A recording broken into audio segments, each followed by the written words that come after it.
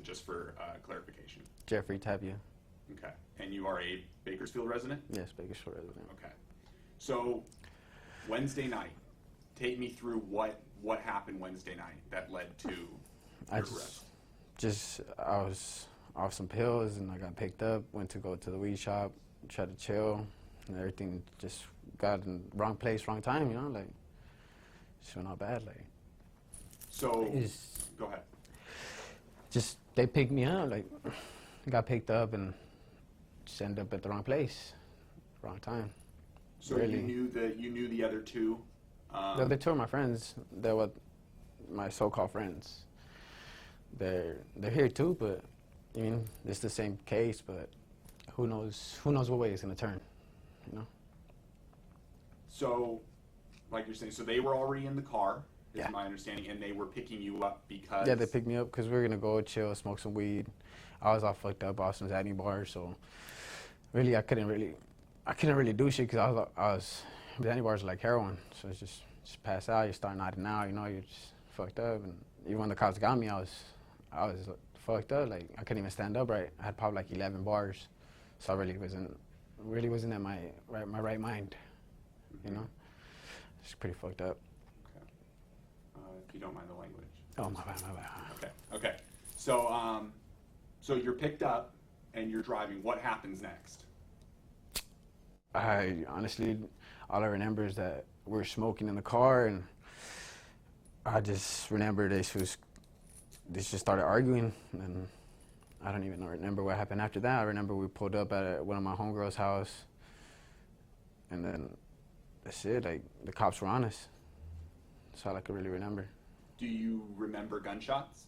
I don't remember nothing like that. I just remember the cops getting us, that it was over. Like, it was like within like 30 to 40 minutes, not even an hour out, they had picked me up. Everything had happened already. I was passing out in the back seat, and then everything had happened, and then cops got us. We were just supposed to go chill, just supposed to have a good time, you know? Mm-hmm. Shit went bad. So did you know from previous times of Benjamin Mendoza? No, I do not know him at all. You don't know him? No. Okay. So just take me through again. They pick you up. Pick me up. I'm passing out in the back seat.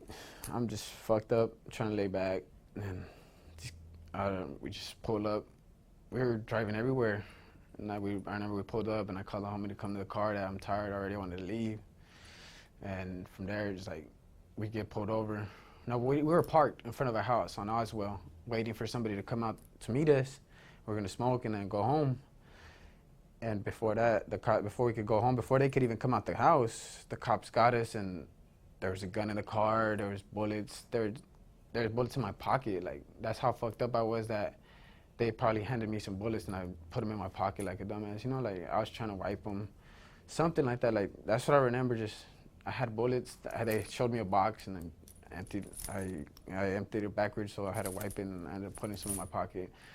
So it looks pretty bad right now. It looks bad on me because I had bullets in my pocket. They had the gun, but you mean like for me getting picked up to just fucking like within an hour just ending up in prison for murder, like just in jail for murder, like it's kind of crazy, you know? Like, I didn't even remember, like, honestly, I was pretty messed up. Do you remember a gun in the car? At the end. I didn't even know it was in there until the end, till we got pulled over, and they were already like, I had my feet out the car, about to meet somebody, and then when the cops seen us, I was trying to hand the cop my phone, like, look, I'm here to meet somebody, they're coming out right now, and that's when everything just like, boom, they were in the front, like, moving shit around, and, you know, that's when, you know, everything went bad. So, did you call them candy bars? Is that the correct? No, Zanny bars. Oh, Zanny bars. Okay. Yeah. So, I was at the bars. For people that don't know, I mean, I'm obviously... Xanax. Okay. Xanax, the bars, the green bars. There's off like 11 of them, and anybody who knows about the Xanny bars knows that if you pop like, I've barely been out for a month. I barely paroled from law school. Like, when I first paroled, I tried to start smoking weed, so I was gonna just pop the bars. So I pop 1, 2 a day, and I'll be good. But recently, I started fucking up. Started drinking more. and I was popping like, I ended up popping 11 and smoking at the same time, you know. So it's way like, it's like heroin. Like you get so messed up. You don't even, honestly, like I keep telling the cops, like I don't remember I was messed up. I was off them bars. Like if you guys know what those bars are, then you guys know what it does. And they just keep telling me the same thing. Like it's gonna look worse and worse on me because I was messed up, and everybody else is saying different stories, and like kind of like pointing the finger at me. So it's like it's gonna end up pretty bad. Like I'm right here red banded and stuff, you know. Like it looks pretty bad. So these bars, they're just, you basically just eat them? I mean, is that? Yeah, it's just like pills. It's just pills, and you just pop them, just chew them, whatever you want to do. Like if you chew them, it hits you harder. If you just pop them, it just takes you to like a whole other place. Like it's like heroin, but like times 3, just strong. I was passed out. Like honestly, I've barely been waking up. Like these past, like yesterday, today, I barely woke up, and I still feel like shaky. I still feel like I'm withdrawing, you know, like, and it's just like pretty messed up. Like I'm right here, like I wake up, and the cops got me red banded, and talking about like they took all my clothes. I'm in a paper suit, talking about murder, talking about this, talking about someone that I don't even know, you know, like. So it's a messed up situation. How often have you taken that many bars? Never. So this was never. This was just like the max that I've ever did, and because the only reason I started was because my friend had like 60 bars one day, and I wanted to stop smoking weed, and that's how it all began. Once I started popping the bars, days started flying by, and like now it's like it's all bad because they're even bringing up other cases now that I don't even remember, I don't even know about, and they talk about different days, and like I just been talking to homicide detective after homicide detective after homicide detective, and it's like honestly, like there's not that much I could say, except like the only people that would actually know is my family, like my kids, my girl, my baby mom. You know, like I was in a pretty messed up situation. Like nobody's perfect. I argue with my girl. When I argue with my baby mom, that's when I take off. That's when I go do what I gotta do. Like, I mean, like try to make some money. Try to just try to chill. And try to smoke my weed. Go work at the shop. I used to work at a weed shop. Like, it's a lot. Like nobody's perfect in life, you know. I mean, does it worry you that you have no recollection of that night? Yeah, like it worries me because I don't know what, honestly, like what really, really went on. I just remember parts, and like with the parts that I do remember, it's gonna end up pretty bad. Like I'm gonna end up doing some time, but like the way it's going, like these fools are trying to point the finger at me, trying to say that I had their car, and it's not like, honestly, that's not how it happened. Like I can't drive when I'm zannied out. I'm in the back seat. Like I haven't drove anybody else's car. I mean, I have my own car. I got my little Mercedes, you know, just chill. But now ever since I lost my car, that's when I started rolling with them, and that's when it started going all bad, really, honestly. So these friends of yours, or now you're calling so-called friends, are you guys part of a gang? No, just not like, they're dumb. Like one of them says he is, but honestly, like if you're from a gang, you gotta get put on. You gotta do stuff. You gotta do this and that. But honestly, like I ain't never been put on. I just say I'm a resident. I got all sorts of E's on me for the East Side, but it's like I'm an East Side baby. I was born in KMC. I've never been out the East Side. Like I'm an East Side baby because if I leave the East Side, I need GPS. You know what I mean? Like it's not that I'm gang related. It's not that I'm gangster. I put in work. I do this. Like honestly, that we did, this ain't putting in work. This is like these fools. It's either them or us. You know? That's how I remember it. Like, and honestly, like it's all bad. Them or us? What do you mean by that? Like either kill or be killed. Like either they're gonna take your life and they're right there. They're trying to shoot you and you're just like. Honestly, at first I didn't know what the hell was going on. Then it's just honestly like it just looks bad because they're trying to build like the way my friends are trying to go about it is like self-defense type of stuff, but it looks bad on me because I don't even remember what happened that much. All I remember is just telling them that I had to go because I was already blacking out, and like the homie cousin was in the back just like, come on, fool, like, let's roll. And I'm like, fuck, all right, I'm gonna call him, and I yell at him, and that's when all that happened. With Benjamin, I guess, like, I don't even know who he is. I feel bad for his family. I feel bad for everybody. I feel bad for my family because honestly, it's gonna just go bad because stuff that shouldn't have even happened that day. Stuff that could have been resolved a different way over nothing. So even if you're not part of a gang, you're saying just because you associate with the east side of Bakersfield, you run into these types of issues where it's a survival type. Yeah, like basically, like honestly, like it's like right now it's messed up out there. It's really messed up out there. I've been out for a month. I barely paroled from law school. I've been out for a month and I already had to bury 3 homies. Like it's pretty messed up. Like people are dying just to die now. Like and it's sad because like it's just gonna keep going and going, and that's how life is. Regardless, like how much you do to try to stop it, regardless for everything, like it's gonna keep going, and it don't matter if you're gang related, it don't matter if you're not gang related.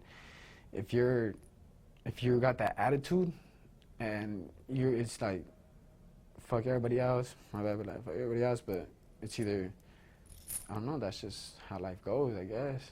Well, when you got out of a month ago, did you think maybe try and turn things around? Or? Yeah, like I'm a family man. Like I got 2 kids. I got my baby mom. Like honestly, they're going through it. Like the only reason I try to stay home a lot, I try to leave whenever I argue with my girls, because my girl has been getting a lot of brain surgery. Like she's been going through it. Like she has seizures and all sorts of stuff. So I've been trying to like just provide for them and just stay home and trying to chill. But when I argue with her, that's when everything like turns out bad, you know, because when I argue with her, I tend to pop more bars, and then that's when everything starts blacking out, and then that's when like I'm not nobody.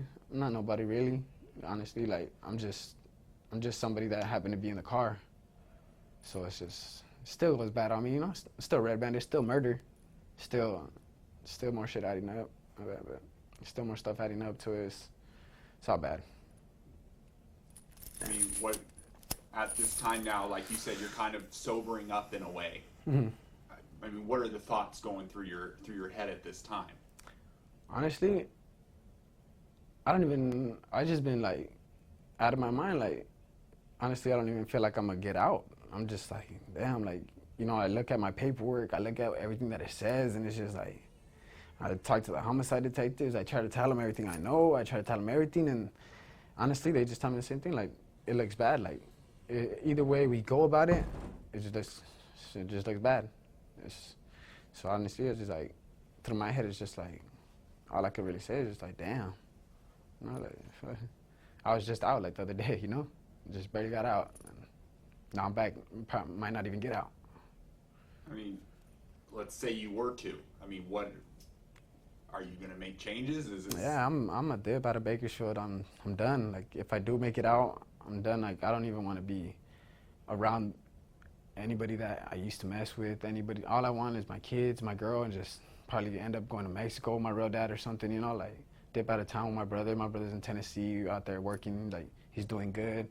So that's what I really wanted, you know, like I worked at a weed shop to get my money up, you know, I worked in the fields, I've worked all sorts of places. I built what I had, got a little car, got a little house, got a little family, you know. It's not the best, but for me, it's enough. You know, so when I get out, if I do make it out, I'm pretty much gonna move. I'm done with this. Like, over nothing, you might not even see daylight again. So it's like, I'm done. Bakersfield's too much right now. Yeah, I have really 2 probably final questions. First, did Cortez and did they ever indicate that they might be going after somebody? No. At any time, not even just Wednesday night. Nah. No, we're just supposed to chill and smoke and have a good time. Like, smoke weed and basically be messed up.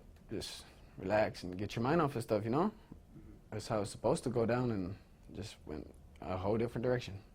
And then we've been noticing it's been about 6 shootings in 6 days. Is something going on in these areas that maybe you know? Bakersfield's corrupt. Bakersfield is corrupt right now. Like, there is so much going on. It ain't even, nothing is connected anywhere. It's messed up. That's how it's been since I got out. Like, honestly, before I got locked up the last time, it was good. Like, I was living it up, doing good, working at the weed shop. I got caught for 3 bullets and went to prison. Get out, get caught for murder. Like, it's a trip. Like, my mind is like, not trying to even take it all right now. It's like just trying to leave it blank, like, you know, because you never know what's gonna happen.